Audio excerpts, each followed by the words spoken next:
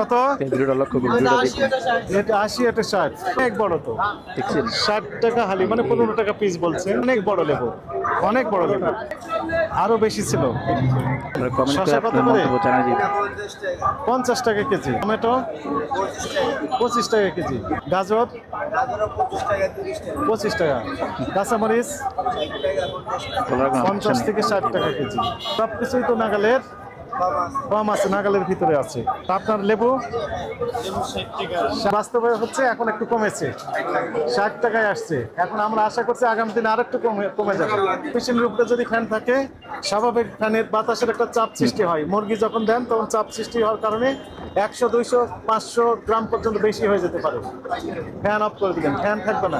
তাহলে সোনালী মুরগি 250 আর ব্রয়লার মুরগি 180, 85 বিক্রি করছেন। 115 টাকা ডজন, 120 টাকা ডজন।